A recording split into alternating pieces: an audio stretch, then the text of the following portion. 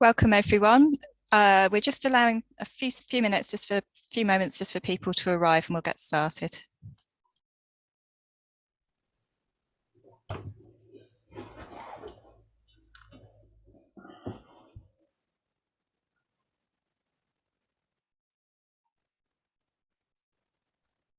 Okay, welcome everyone. I think we'll get started. My name's Emily O'Brien. I work for Food Matters on the Sustainable Food Places, so supporting food partnerships and particularly some of those English county level food partnerships.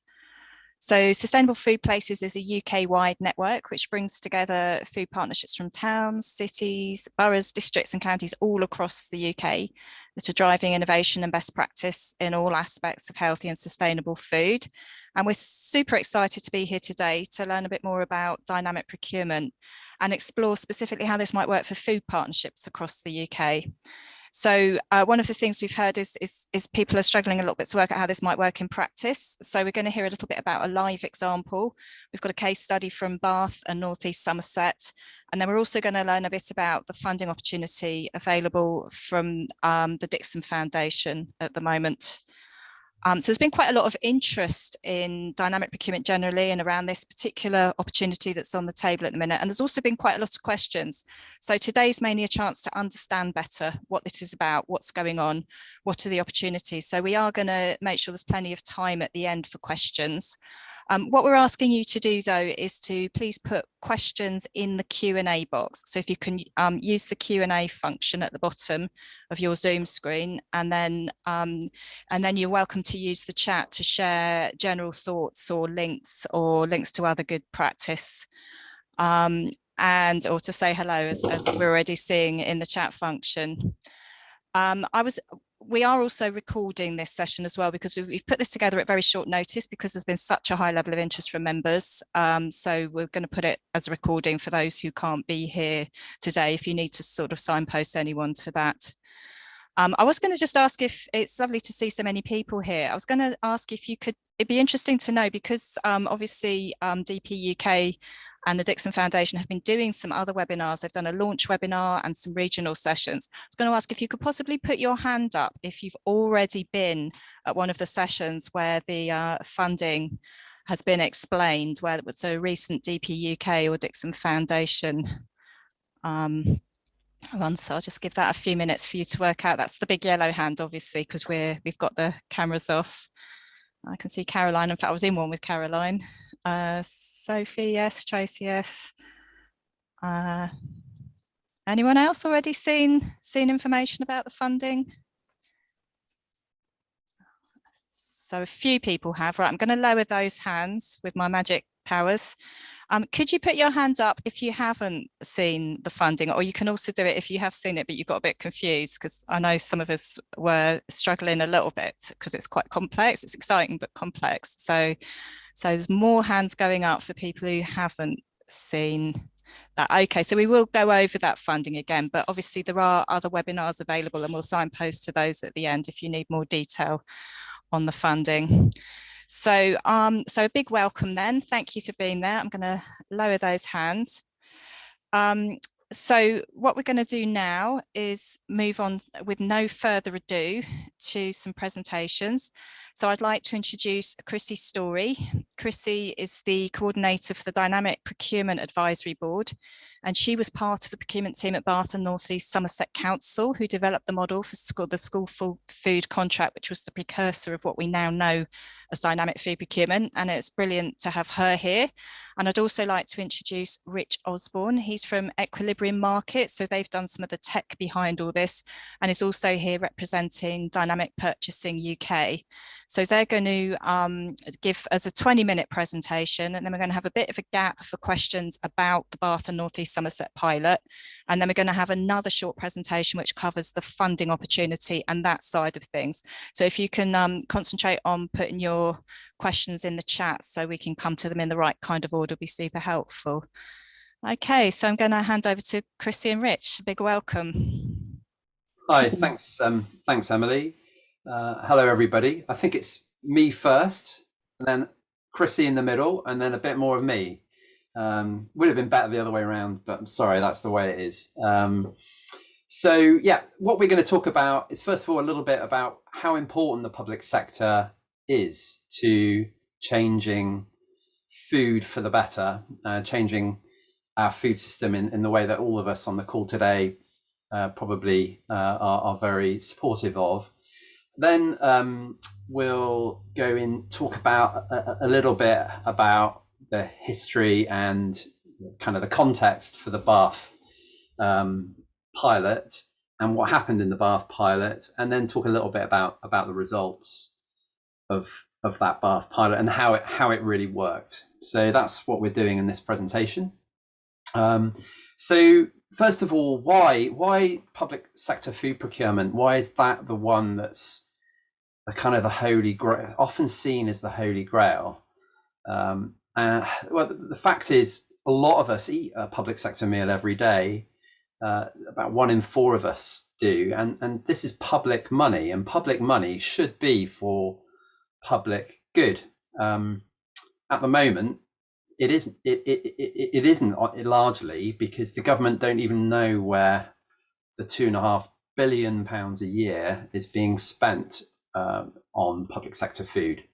So also, there are very good examples of where if you change the supply chain for the better in the public sector first, other sectors like the private sector, catering market, and even grocery can then follow once those supply chains are in place. So whilst £2.5 billion sounds like a lot, it's only a small proportion of the overall spend on food. Getting that change, I think the food strategy said it's about 5.5% of all the calories consumed in the UK is in the public sector. If you can change that, then other things can really move on. And the other reason is, we're all involved in trying to make sustainable food happen. It's hard, it's complex, and the more you get into it, the more you realize that policy coherence is really very important. If you try and focus only on reducing carbon emissions, you start to have spillover impacts on nutrition or on biodiversity. You can't solve the food problem by kind of silo mentality. It's complex, and really we should expect government to be coming out with policy to resolve this in a coherent way. A civil servant at DEFRA once said, and I've never forgotten it, at an advisory board meeting for Dynamic Food Procurement, that 95% of all the ingredients sourced in the public sector is purchased from just 5 companies in the UK. So that's nearly all the food is bought from just 5 companies. So what is it that's stopping SMEs from being able to supply directly into the public sector? Why are the vast majority of local producers that you know and I know locked out of supplying local schools and hospitals with fresh, nutritious, sustainable produce? Well, the Dynamic Food Procurement Advisory Board looked at this carefully a few years ago and listed all of the barriers, explored all of the barriers being faced by SMEs, and there are lots of them. And some of them are really very significant, difficult to break down barriers. And the fact is, systems and processes have just evolved that make it very difficult for them to access this market. And honestly, I could talk for a whole hour about these barriers, and we haven't got time today, but we can always run a session about this in the future if you want.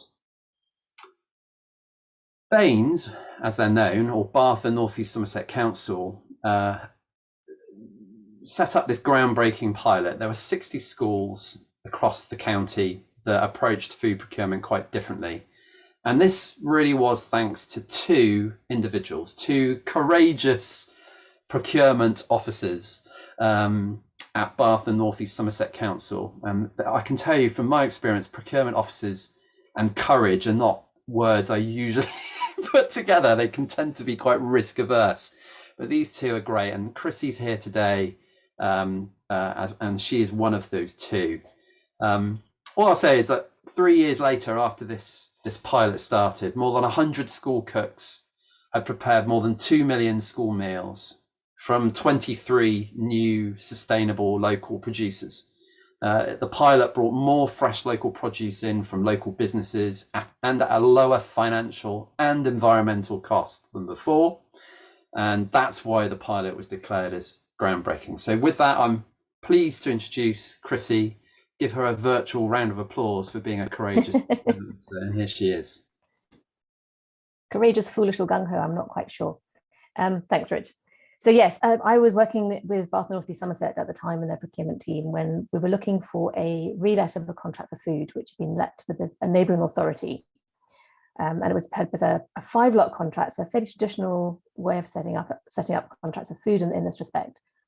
And we needed to relet it. It's come to the end of its life, and we need to relet it. So we had this requirement for food. As Rich mentioned, figures, it was 7,000 meals per day in 42 kitchens, so just over 60 schools.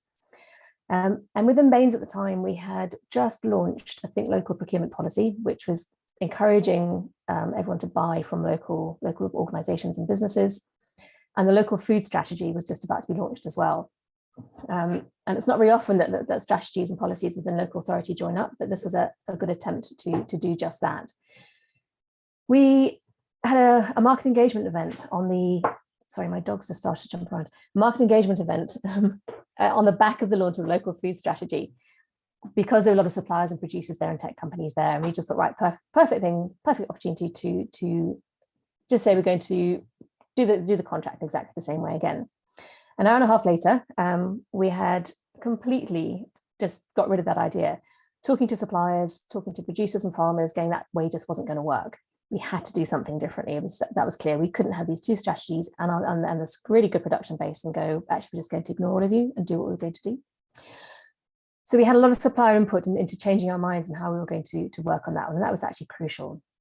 And at the time, Bath North East Somerset also had an in-house catering service, which had recently got their kind of re-accreditation to Food for Life Certified Silver. And any food contract that went in had to enable them to maintain that. And that was quite important as well. So next slide, Rich. Thank you. And so the Baines model, as it became to know, was born. And it really was one of those moments going, well, this is the only way we can do something. We've looked at everything else. This is the only way we can do something. And at the time, it still is actually a very innovative approach to procuring food. DPSs, dynamic procurement systems, purchasing systems weren't used very much for food, and certainly not in conjunction with the tech logistics agent, with the model that we came to bring it all together. We were given the go-ahead to do it as long as it was cost neutral or achieve cost savings, which was great, as Rich mentioned, we did in the end. But a real key to this was the supplier engagement. We spent a lot of time talking to producers and suppliers and to tech companies. We realized that the tech solution was going to be important. We were talking to 3 in the end. 2 wouldn't really change their ways. They were very set up on what they were going to do. We kind of knew where we wanted to get to, in that we had to have fresh food going to schools and also dry goods, which actually went out elsewhere. Oh, crackly sound. Anyone else have a crackly sound? No, my sound is okay. So if anyone's having sound difficulties, you might want to try leaving and coming back in. Cool, thank you. So we knew where we need to get to, and we were talking to Equilibrium Markets as Fresh Rangers. They went by at the time. They had a solution which we thought they could use and adapt and develop, and we kind of co-created the approach to the solution. Obviously, we co-created the tech, but we co-created the approach, and then Rich and his team went and did that. And that was very much a joint way of working on this one. If we hadn't done that joint approach, it wouldn't have worked at all. We knew we would have to upskill school chefs because everything was going as one single tech platform. School chefs at the time were phoning in orders to up to 4 or 5 suppliers, everything they wanted, frequently being upsold and stuff. So there wasn't much cost control either going on that one. And so we actually gave them all iPads and trained them how to use it, which was interesting for some of them when, you know, they're of a certain age, they've been working in kitchens for that long, and really their sons or grandsons, sorry, speaking slowly, where their sons or grandchildren were probably doing all the tech for them. So actually upskilling them was a major achievement.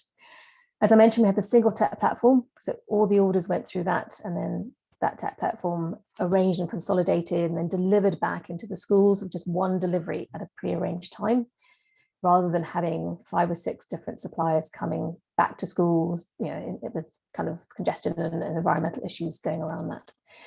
And we also had increased visibility of kind of suppliers as well, and how that was working, and who was supplying, who could supply, how they were managing, and all the rest of it. So the whole range of visibility and management information was coming that way as well.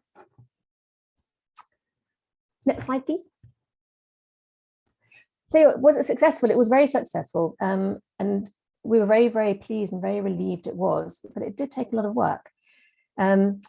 We had local suppliers supplying local schools. As Rich mentioned, there were 23 in the end, providing local schools as and when they could. And that was the beauty of the DPS part of it, is that one provider of, say, carrots didn't have to do every single school, for every single order. They could move around as to where kind of produce was, and seasonality was taken into account as well, which was absolutely great. And part of that was visibility of the supply chain.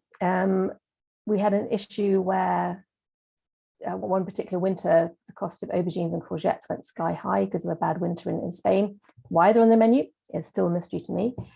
But we actually turned off visibility of that on the tech platform and said, no, you've got an organic local Cavallonera supplier down the road, literally a mile away from you. You need to use them.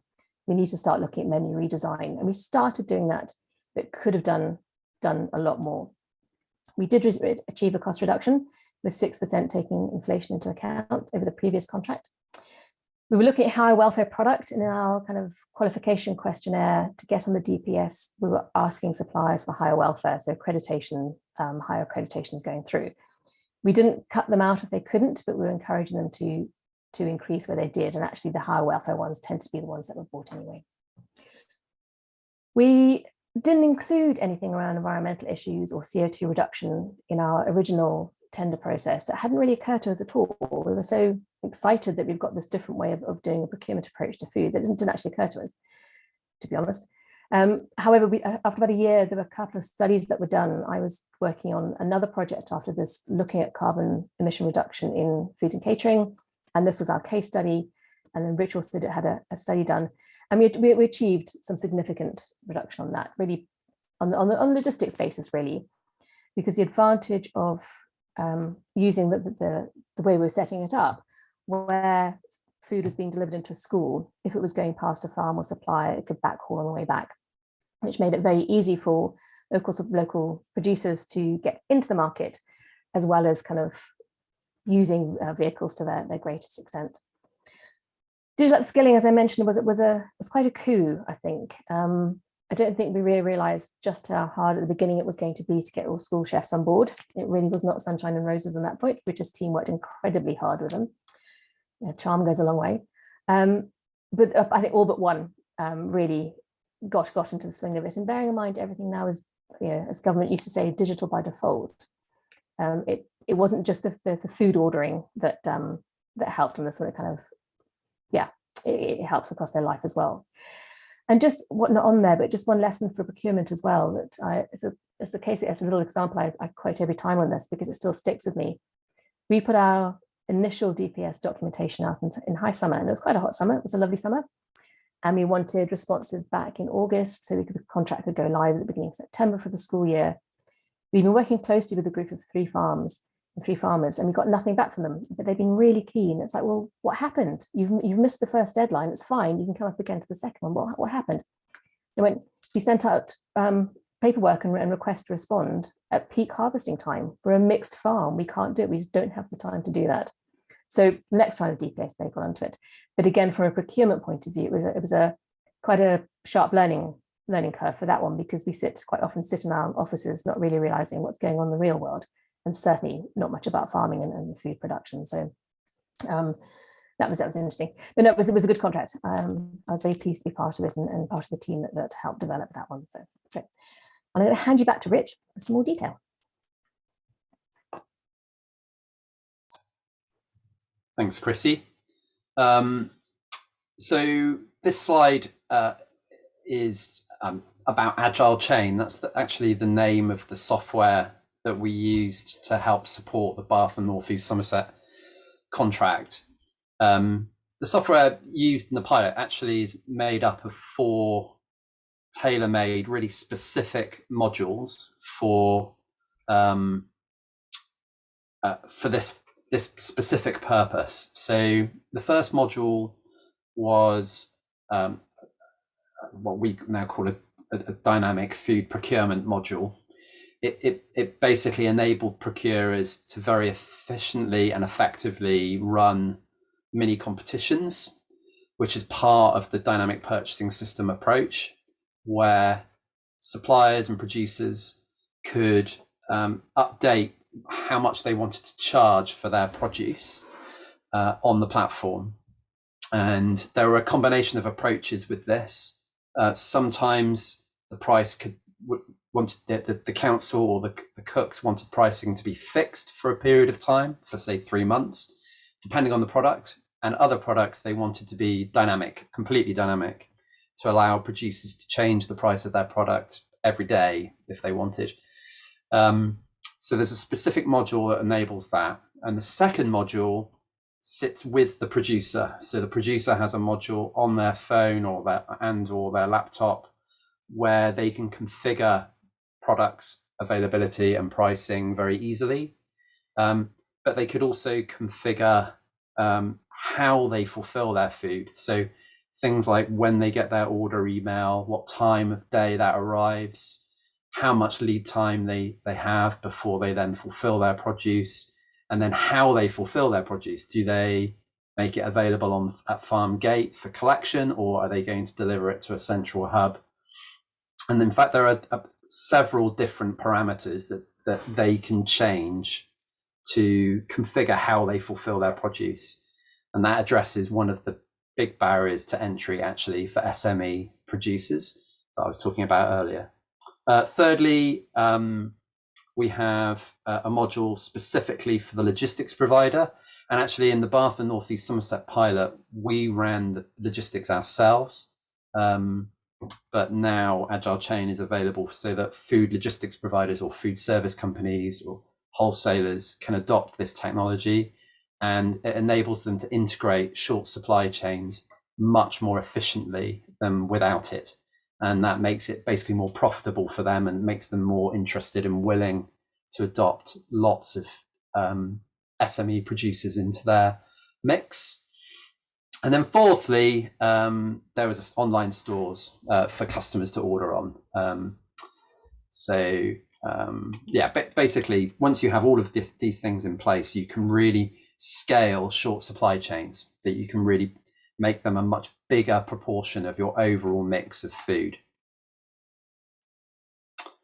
These are some of the materials I'm just going to flick through. So once everything was in place and chefs and the catering manager were able to make informed choices about what they were buying, what we saw was loyalty started to be developed, not just to a product, but to an actual producer. So if a producer produced good carrots, cooks would start to try other produce like courgettes or cavolo nero or other things.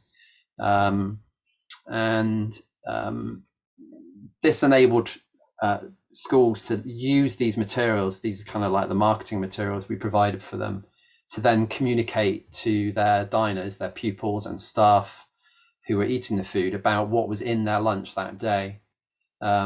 And also it was put in with articles. We helped to ghostwrite articles for cooks to put in their school newsletter about what was in the ingredients for their meals. And then what happened was a kind of a virtuous circle, because parents would then start to say, this is brilliant, you've got food this good in the school meals, and they would praise the cooks, and then the cooks felt good and they felt more passionate and kind of inspired to cook with more produce that was sustainably sourced locally. And then they got used to actually talking about what's in the meal, which they hadn't really done before. And uptake improved in some of the schools where this initiative really had traction. And that, of course, as uptake went up for school catering, that improves profitability of the service. So really, we saw some really great improvement as a result of the whole sort of virtuous cycle. I don't know how much, Rich, yeah. I hate to interrupt you and be a bossy chair, but just to let you know, if you could be winding down shortly would be great, just to make sure we've got plenty of room for questions. Fantastic. Okay, so I think I'll just skip that slide. That's on the how, and then this is really the summary slide. So really, what we were able to show were impacts on all of these areas in the Bath and North East Somerset pilot, positive impacts on all of the things featured on that slide. So animal welfare, biodiversity, climate change, local economy impact, and nutrition. Okay, there we are. That's it. Oh, you were near the end anyway. Thank you, Rich and Chrissy. That's fantastic. So we're just going to have a brief pause for questions about that Bath and North East Somerset pilot. If you can put questions in the chat would be brilliant. We've got a question from Ben Rosewell already. Chrissy, what feedback did you get from the cooks and chefs? Did the platform work well for them? Were there any tech issues? Yes, there were to begin with.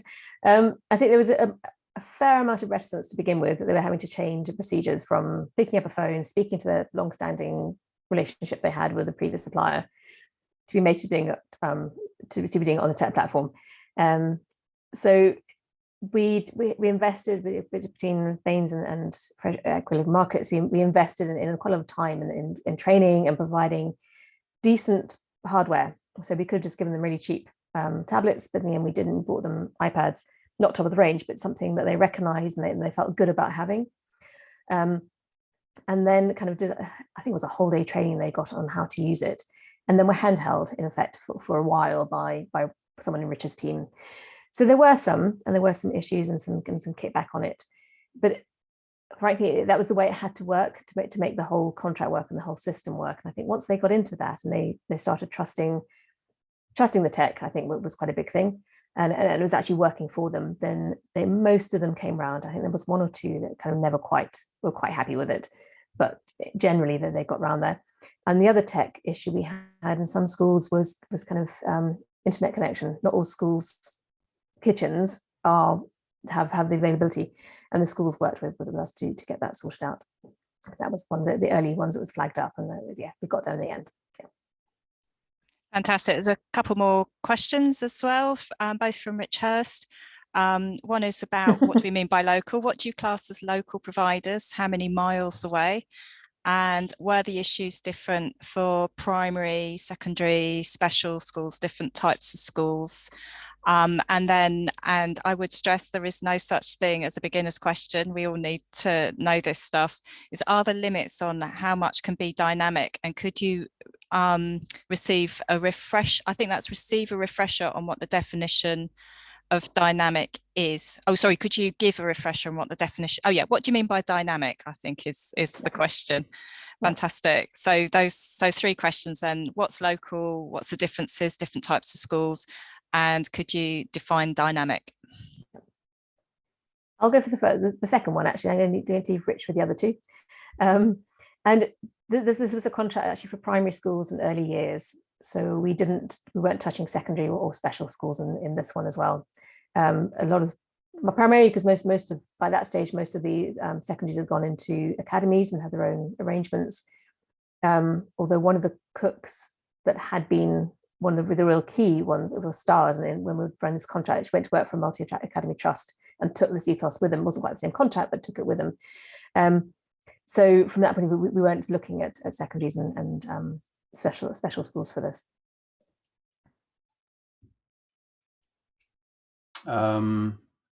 So what I can't remember the first one, so I'll answer the last one first. Dynamic. What we mean by dynamic in the dynamic food procurement is that one of the big barriers to entry with conventional procurement approaches is the fact that there are like fixed windows of time for a contract duration. So sometimes they're 3 years, sometimes they say 3 + 1 + 1 or +1.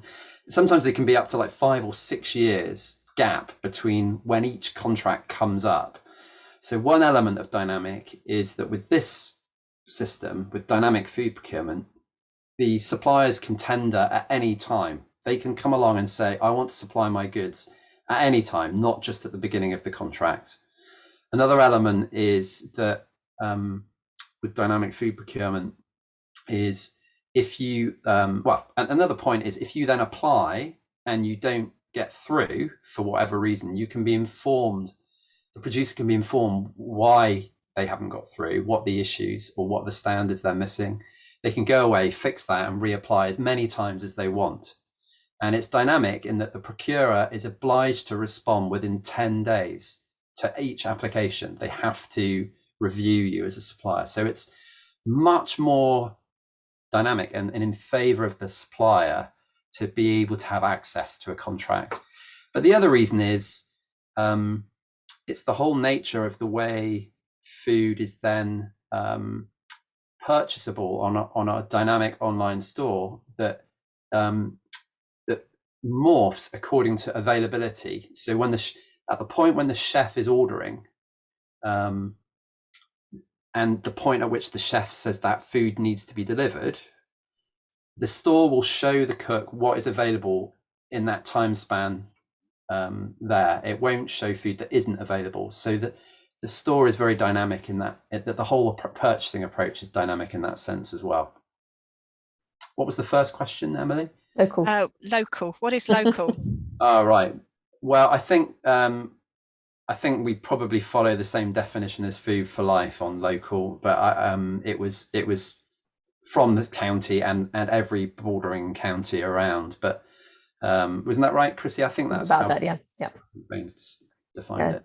It was always that very tricky question of what is local, and no one's actually quite cracked it yet. We're trying a different definition of maize at the moment for something else, but yeah, it would as close as possible. I always prefer to talk about short supply chains rather than local, because the important thing is to reduce intermediaries so that you have transparency and value.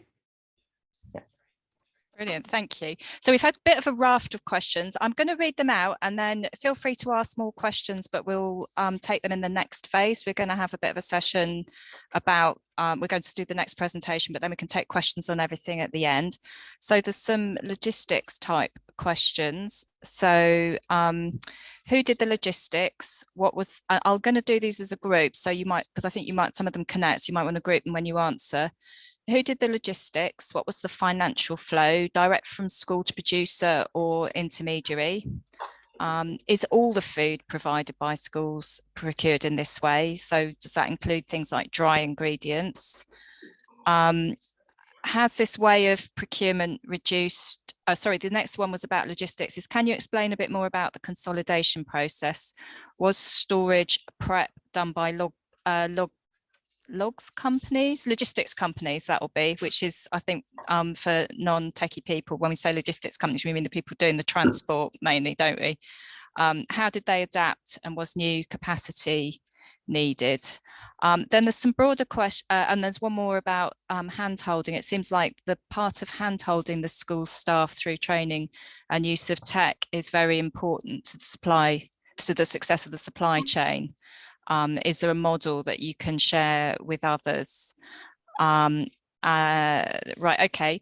So, and then there's a couple more broad questions that I think I'm going to hold for the next session, because that was quite a lot. So, but we will answer them when we get to the next bit. Thank you. So, Chrissy, do you want to handle the category, which categories were included of food? Yeah, so for this one, just to make it easy for ourselves at the time, we hived out the dry goods into a separate contract. I think had this contract gone to a kind of second round, or kind of relet again, we've included everything. But for the sake of this one, it actually went to a local wholesaler. It's kind of medium-sized one in Bristol. And there's another quick question I spotted in there about how much persuasion did we have to do? Funny enough, to the powers that be, we didn't have to persuade too much. We just said we think this is the way forward, because you've got these two strategies, we have to do something about it. That's always a key thing, is to have something to hang something on.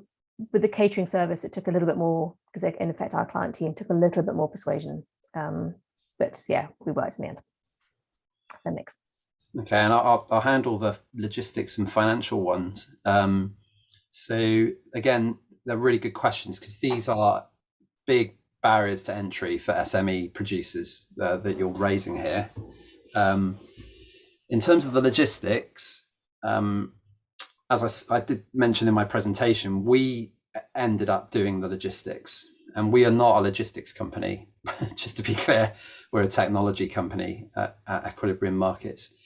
And yes, we had to adapt quite dramatically to handle this kind of volume. So we had to take on a new warehouse. We had to build chilled consolidation space, frozen consolidation space, chilled and ambient and frozen storage space. And we built specific technology to enable a combination of stock products appearing on the store and directly fulfilled products. All products went through our platform, our hub in the fresh category, and whether they were being ordered direct from a producer or not, they still came through quality control processes in the hub, and payment was made at the point the quality control was passed. So a producer would invoice, and the food would be fulfilled. Once that invoice was approved, and quality of the goods was accepted by the hub, that invoice was approved for payment, and they were paid on average within 7 days, but it was always less than 14 days. Our technology also managed the payments from schools. So the schools wanted to use P cards rather than invoices. So there was an integration for automated P card payment processing. So cooks didn't have to manage anything. All they had to do was check that they were being charged correctly. And we had a 100% rate of success on that. There was complete accuracy on billing. I think I've answered it all. There was just one about hand-holding school staff through training and the use of tech. I don't know which of you would like to take that. It was a question about whether there's a model that you can share with others about how you did that. Sounds like the hand-holding was really important. Can you help others to do that? No, it was two-step approach. First of all, we had a massive training event at the Guildhall in Bath, which I always describe as a zoo. It was absolutely crazy. There was nearly 100 people in one room, and a proportion of them had never touched a piece of technology, IT hardware before, and others were very competent. So that was about a 3-hour training, I think, Chrissy, roughly, was it? And then after that, it was the vast majority was customer service over the phone. So it was user support over the phone. So if ever there was an issue, they could always phone, get through to someone quickly, and they would then help them through to make sure they could process their order. And if there was a real urgent timeline or a problem, and they had a hardware issue or an internet connection issue, we'd just take the order over the phone so that the problem went away. And then we'd escalate it to the council to go and resolve a hardware or connection issue. Brilliant. I did say we'd do the presentation, but actually I think there's 3 last questions that are bigger questions, but I'm going to, if we take them together, because I think they relate, it's about the wider impact of what you've done. So I think we just do those quickly now, and then we'll go on to the next bit, which is going more into the detail. So has this way of procurement reduced the amount of junk food consumed by children in and around school premises? Which is a great question from Kavita. Related to that is, sorry, I've lost one. It was in the chat, not the Q&A. It's really great if you can put them in the Q&A, not the chat, if you have questions. So is there a breakdown or percentage of organic / agroecological production, and whether it was peri-urban or fringe farming? So the type of production, what was there an impact on the type of production? So whether that's peri-urban or fringe, or whether that's about organic and kind of regenerative or agroecological methods. And then a related one is, what if your local small and medium enterprise, as SME stands for, what if your local SME is a battery chicken farm? Local isn't necessarily sustainable or high animal welfare. So what about the big issues? I'll go do the chicken farm. part of the selection process, as I mentioned earlier, we were specifying animal welfare and accreditation systems. So we were at the absolute minimum, I think it was Red Tractor, and then we were looking for at least RSPCA assured or above. And those were the ones that were being shown on the site. So yes, I agree with you. Local isn't always sustainable, and unfortunately, sometimes one's shorthand for the other. But we wouldn't have had battery chickens on the contract; they just wouldn't have appeared. Speaking quite honestly about the junk food, I don't think there was really any junk food being eaten already in Baines and in these schools. They were doing really well already.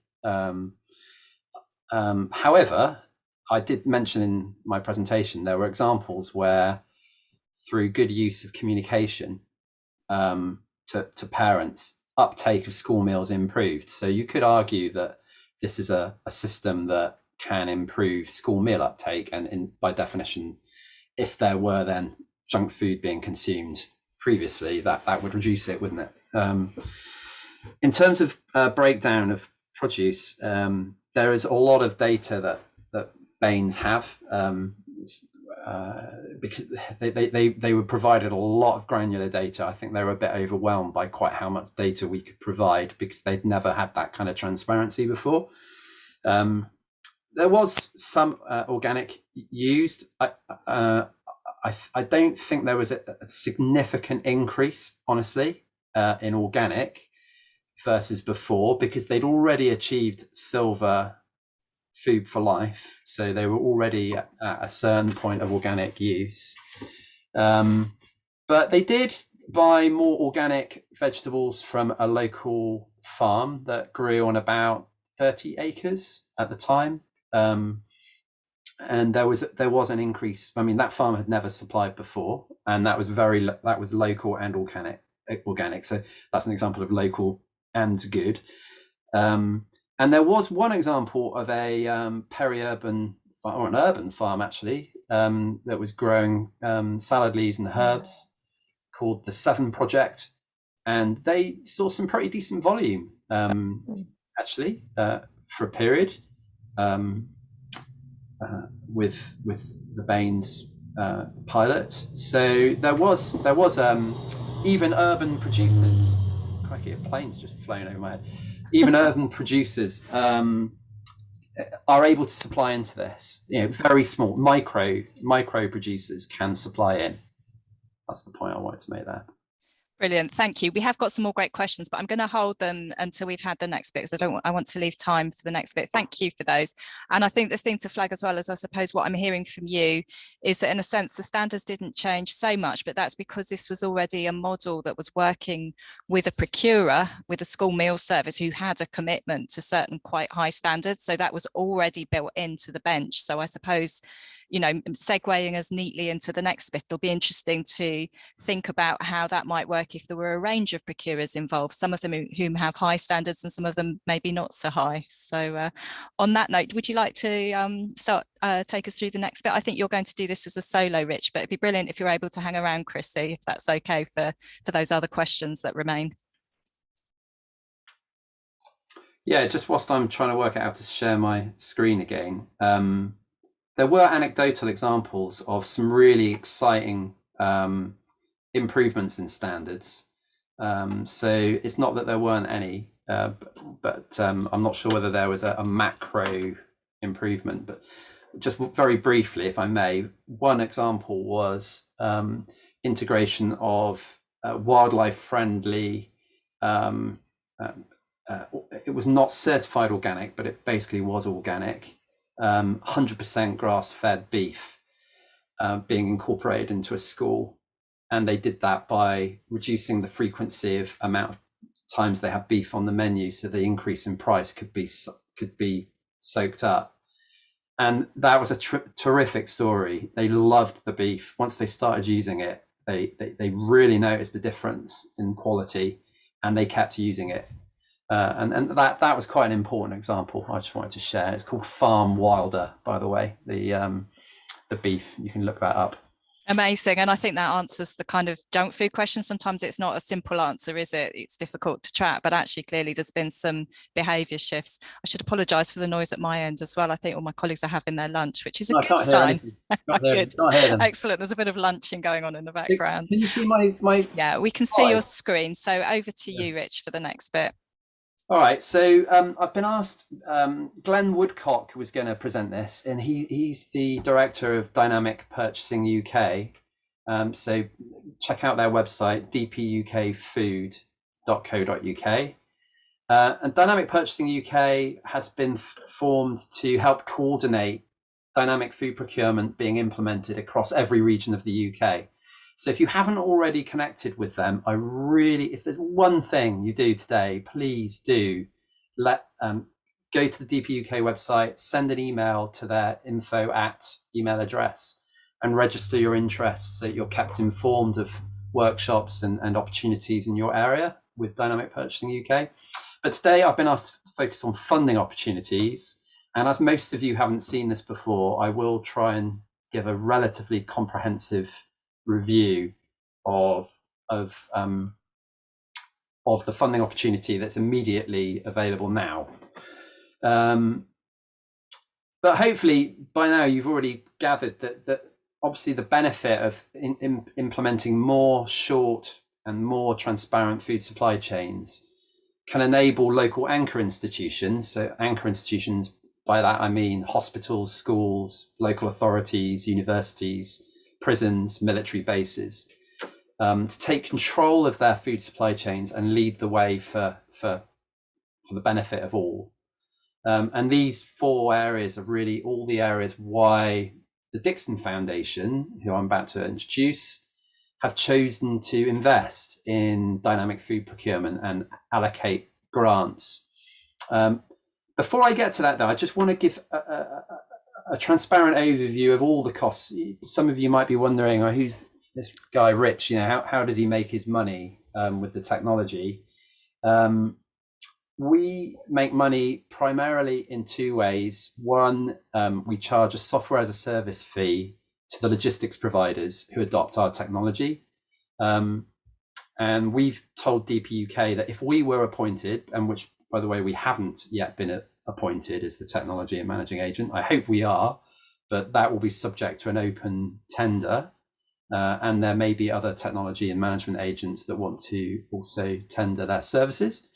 That we expect it would cost in the region of £2,000 a month for us to provide the technology that logistics providers need. We'll charge no fees, setup fees or ongoing fees to any of the other users in the chain. However, we will seek to take a small percentage, as will regional food hubs, we believe, and the framework or buying organisation. They usually take very small percentages, and that will be incorporated within the supply chain cost within the price of food, which, by the way, is conventional. That's all food that is bought by a kitchen has intermediaries built in. The difference with this is you are reducing those intermediaries more and more over time, and that's how you can start to see the price of food fall, not at the expense of producers and suppliers. They get paid what they want for their produce with no cut taken away. And so there are several reasons why short supply chains deliver lower costs. First of all, fewer intermediaries in the chain. Also because you generate market competition for food category by category throughout the contract, not just at the beginning, which is what most food procurement at the moment does, not just at the beginning of the contract, but it's all ongoing.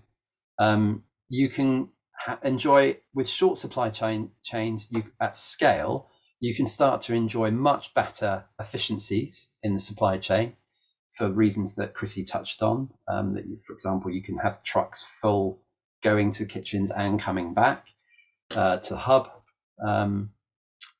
It can combine spending power across sectors within an area directed to regional producers.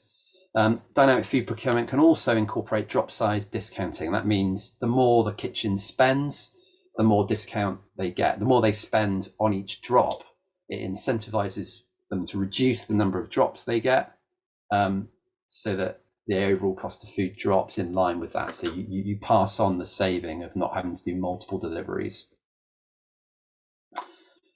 You may already know the National Food Strategy has a whole recommendation around public sector food procurement, and they directly recommend dynamic food procurement, and they recommend funding of £3 million from the government. You may also know we still haven't heard back from the government yet with their white paper on what they are going to do and what they're not going to do from the National Food Strategy recommendations. We know they've told us, DEFRA have told the Dynamic Food Procurement National Advisory Board that they are planning to have a significant response to the procurement recommendations, but we don't know what that response is yet. So Dynamic Purchasing UK and the Dixon Foundation, to their credit, are saying, well, we're not going to rely on government. We're going to get on with it, and we're going to try and allocate funding and generate funding within each region for regional benefit. And it kind of feels right anyway to do it that way with dynamic food procurement, because the benefits really are felt within each region. So there are set up funding requirements to get this whole movement happening in the UK, and basically there are two kind of layered approaches, which I'll talk about in a minute with the Dixon Foundation funding. The first is to set up the infrastructure that's needed within a region. So that could be the Southwest as marked on this map, or it could be East Midlands or London. That's a region. And then there's funding that's needed in each county to actually implement it. And that the cost of doing that within each county is about £150,000. But what's being proposed is that if there are anchor institutions in that county that contribute to the regional costs, then they get the benefit of a reduced setup cost in their counties. It's trying to incentivize anchor institutions to step forward and say, we will match fund these regional setup costs. I'm going to talk a bit more about use of funds. I've heard there are questions about use of funds in more detail in a minute. But really, those are the things that the funding will cover is to set up and then continue to fund a food hub within each region to engage demand and supply side and work with the technology and managing agent. It's to appoint a managing agent for the UK. DP UK, quite rightly, have suggested it makes sense to have one for the whole of the UK. There are big scale advantages to having one rather than having a separate one in each region. And then at county level, it's primarily to cover the data and integration setup of the technology with the users that I've mapped out earlier. So I've said there's this match funding opportunity from the Dixon Foundation. There are actually 3 levels of funding available, and there are workshops that DP UK are running for each region of the UK. There are 3 that have already taken place, and the balance of them, 9, are coming up immediately in the next week or so. So you can find out more at that web address there, or I think Sophia is going to put in the chat a page on the DP UK website that also gives you an idea of where all these are taking place and when as well. So let me just go into a little bit more detail on the Dixon Foundation funding. There are 3 levels of funding. The first is in regions where there is not already a food hub really dedicated to the establishment of dynamic food procurement, which we think is the case in most regions. So most regions will need this funding. There is a one-time £10,000 grant available to help make that happen, with very little conditions attached other than establish a regional food hub that can engage demand side, engage supply side, and get dynamic food procurement up and running in a portion of the region, in a very much a bottom-up approach. So it might be it's only one county or two counties or maybe three counties within a region that could have 9 or 10 counties overall. We're not looking for a top-down approach. It's very much bottom-up. Level 2 is this creating regional infrastructure. And what we mean by that is appointing creating or joining an existing buying organization. That will mean anchor institutions themselves are either creating a buying organization that can conduct a procurement consistent with dynamic food procurement principles, or joining an existing buying organization. Secondly, it's putting more funding into the food hub to do what they need to do around developing the categories of products in every part of the region where there's demand. And thirdly, it's appointing the technology and managing agent team for that region. And level 3 is implementing dynamic food procurement at county level. This funding is primarily to set up online stores for the clients and integrate software with food logistics providers, so that the more sophisticated food logistics providers that have existing software can continue to use the software they have, but take the benefits of the dynamic food procurement software from the technology and managing agent and integrate them via APIs. So level 1 is a one-time grant, no match funding needed. Level 2 is a £100,000 loan that needs to be matched funded by anchor institutions. So that would make £200,000 in total for each region. And level 3 is a grant again that can be needs to be match funded by anchor institutions, and it can either be one anchor institution or a number of them can be convened to contribute this money.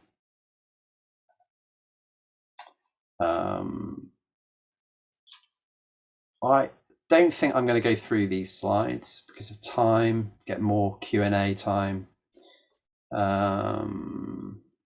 This slide just provides you with a bit of an understanding of what the Dixon Foundation will be looking for in terms of funding, but in a minute I'm going to show you their web page and show you how you can go into much more detail than this. Yeah, so that's the end of the presentation. So really, level 1, what they're looking for that £10,000 grant to set up a regional food network, what they're looking for is, what sort of understanding do you have of the need for the regional food network, and what will it take to be successful, and looking for your experience in the sustainable food sector. And the use of funds for that £10,000 will be for the human resource needed from you or the applicant to run a regional food network in your region. For level 2 and level 3, and at full application, they're looking for more detail around the progress in the region. How much traction is there? Is there real commitment from anchor institutions to implement dynamic food procurement? Is there commitment to fund the setup costs? And also any progress in terms of engaging food producers, suppliers, and logistics providers. Okay, I'll stop there and we can go to Q&A. Brilliant. Thank you, Rich. Thanks for explaining that. So we've got some really useful questions. One of them relates to Scotland, and I might just flag at this point that clearly this is a UK-wide programme, whereas when we talk about the National Food Strategy, that's the National Food Strategy for England. But the programme completely recognises that the National Food Strategy is only England, but the whole programme is wider. And then Martin Sherrin's asked, is the idea really to have just one hub to cover the whole of Scotland? So something about the kind of geographies of that. And then there's another question about hubs as well, which is, and are we talking about a physical hub? So when we talk about a hub? Is it a hub like what you were talking about, where all the kind of produce goes through it, where everything goes through a hub? So two really good questions there. Do put your questions in the Q&A, and we'll get Rich. We'll put Rich in the hot seat to answer them. Yeah, really good questions. I think the language is a bit confusing that we've been using there. So the answer is, when I'm talking about a regional food hub, I'm really a better word would be call it a regional food network. I'm not talking about one hub serving the whole of one of those regions, a logistics hub. I'm not saying that. Absolutely not. That would not work for short supply chains. So yeah, in the example of Scotland, I would imagine there'll be a need for a logistics hub in virtually every county of Scotland. But I am proposing that in order for DPUK to collaborate efficiently and effectively, and establish an end state where there is no county in the UK left behind, it makes sense for these regions to be the size they are. It's DPUK. I'm helping as a coordinator for DPUK. But other than me, there really is only Glenn, and this is not his day job. He's doing it. He's set this up for philanthropic reasons. There is not that much resource, so we need a way to. DPUK needs a way to communicate with each region, pass on learnings and resources and support. And DPUK have deemed that these regions are pretty much the limit. We couldn't divvy them up anymore. But I'd like to stress, because I've been on a couple of calls, and Emily will know, that doesn't mean that if you're a food network in Powys in Wales, in one part of Wales, or in Cornwall in the southwest, for example, it doesn't mean that you would then have to do what you do for your area in all of the region. We're not saying that. We're saying focus very much bottom up on the area you're focused in, but we are expecting that if you apply and you get the funding for the regional food hub, that money is spent partly in connecting with others in the regional geography you have. And that might look like a monthly online call like this, to make sure everyone in the region is up to date and aware of the resources and the tools that are available. So I hope that makes sense. Rich, I wondered if I could just come in on that and ask a question that's been asked just by members separately outside of this meeting, just because I know some people will be watching this after, which is that is there some flexibility if you have like an area that's already got an existing, say, food procurement group, a buying group that goes across different regions, are you willing to accept kind of applications on the table from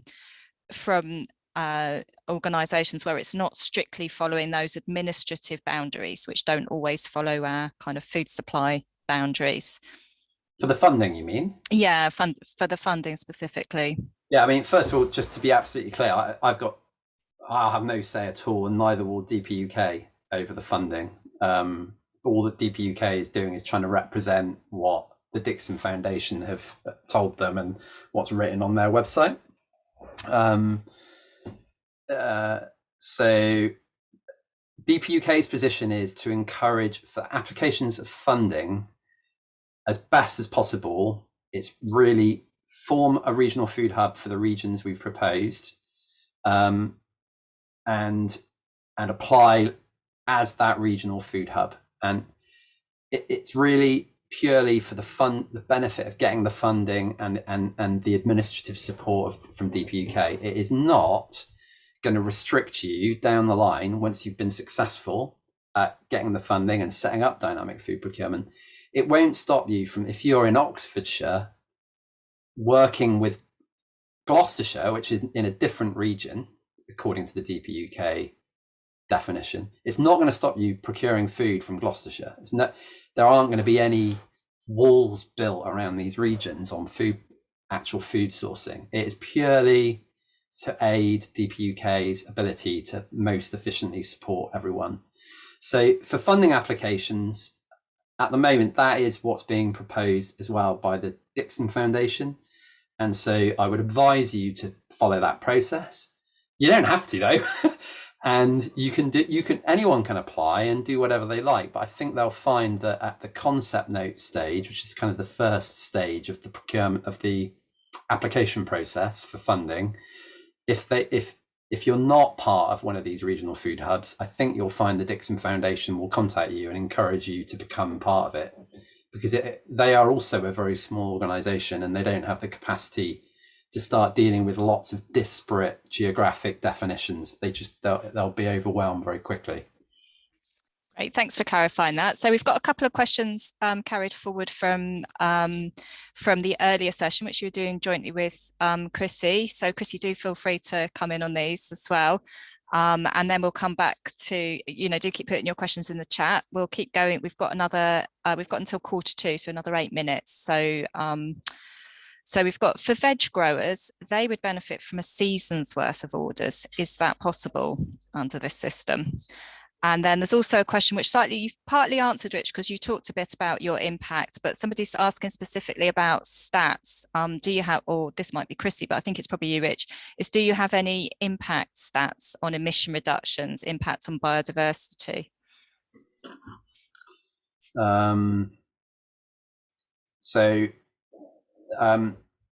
Chrissy mentioned in her presentation that the only study the primary endpoint of the Baines pilot wasn't biodiversity or carbon impact, and as such, very little analysis has taken place, sadly. So no is the answer. There is not good data on that. It's only anecdotal.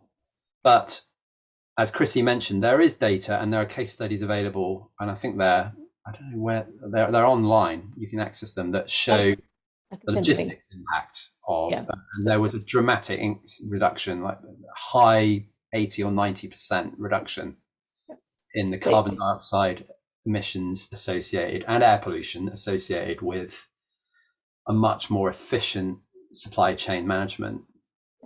So I've got a case study in the Baines, which I'm happy to share if you want to go around that, because it gives a bit more information. We did a study, I think it was 6 tons in 1 year savings. I think Rich had a slightly marginally different figure from another study. That's the figure we've got, and I'm happy to share that case study.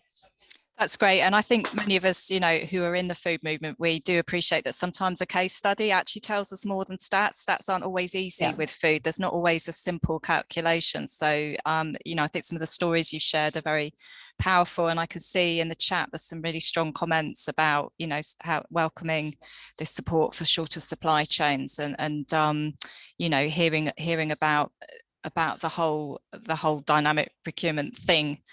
We've got a couple more technical. Oh, sorry. Did you just want to, we haven't got very long, but if you could quickly answer the one about whether can, in theory, people do a whole season's worth of orders in one go, or is it more of a rolling process? Yeah. So, shall I tackle that one, Chrissy? Yeah, go for it. So, in Baines, we didn't do that, largely because the volumes weren't big enough to justify it. The amount of volume for a contract of that size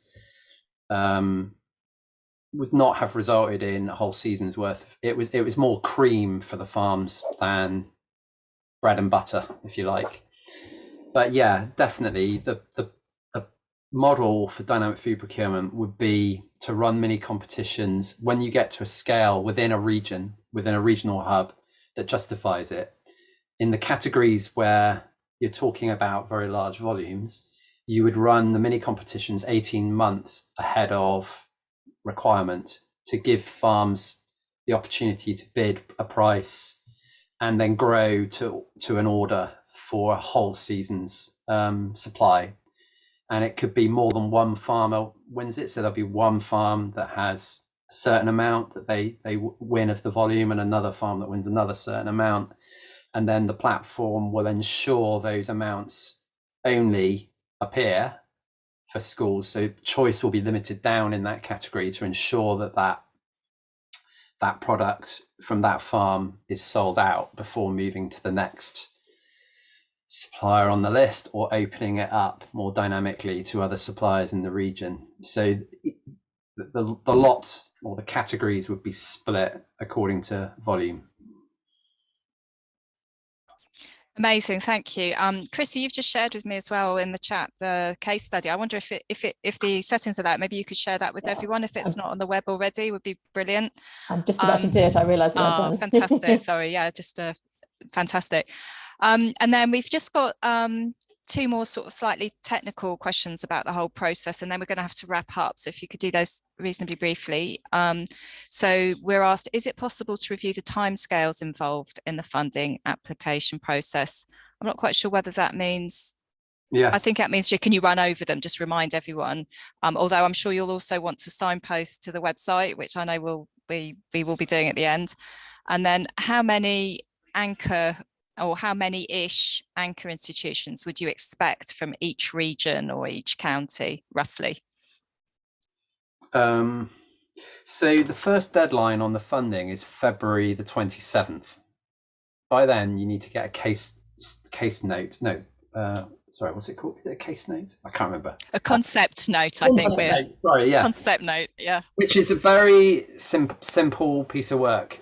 You can probably, if you have brought together all the people in the region that know everything that's going on in a regional food hub style approach, you'll be able to do it, I reckon, within an hour. You know, it's that easy and light.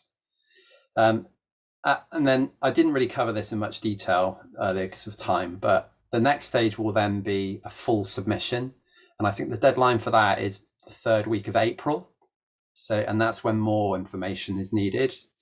And I don't know what the threshold for success will be in terms of commitment from anchor institutions, is the honest answer. It depends on how competitive it is and how much funding the Dixon Foundation are willing to give out. And I don't have that information. But I know that the Dixon Foundation on their website say they will fund up to 3 counties per region. So that gives you some idea. And then I think the number of anchor institutions within that can be as many or as little as you like. But I think for sure, the more commitment you have, the more the Dixon Foundation view that this is likely to give a momentum in that area that is impactful, I think the more likely you are to get the funding. Amazing. Oh, sorry, Chrissy, do you want to come in? Quickly, on that one as well, and also on county level, it also depends on how many anchor institutions there are. I think that sounds an odd thing to say, but that also makes a difference. Some will only have the local authority, and whereas somewhere like down here, there's local authorities, 2 health, 2 universities, prisons, and police. So it'll also depend on who you've got available as opposed to numbers. It's kind of, yeah. Brilliant, thank you. So that's a perfect one to end on, really, isn't it, about what next? So so all that information, I understand, including the timescales, is all on the website. If you look at the DP UK website and also the Dixon Foundation, and we've put the links in the chat, but you could also just search them. And I think I'd also recommend, there was a launch event, wasn't there, for this funding round, which does cover things like the timescales in detail. That's a webinar which is recorded, so do have a look at that on the DP UK website. Yeah. DP UK website. And I believe you can also, if you haven't been able to make or aren't able to make one of the regional sessions that you're organising within each region, you're also able to email in and ask for a recording of those, so you can see what others in your region or your neighbouring region, if that's where you're looking, are saying. And I should also say we'll be putting this webinar online on the Sustainable Food Places website, and there are a number of other useful webinars on that, including around the whole issue of procurement. If you've come to this as a beginner and you think, actually, I need to understand a bit more about public sector procurement before I start thinking about dynamic procurement, then that would be a good place to start as well. So I think all that remains is to thank you, Rich and Chrissy. It was such an interesting session, so fascinating. Thanks, and so lovely to hear it all brought to life about how you actually did it. So, you know, hats off to you. It's been hugely useful, and take care. And, you know, thanks once again for bringing this opportunity to us. Bye, everyone. Thanks. Bye-bye. Thank you. Bye.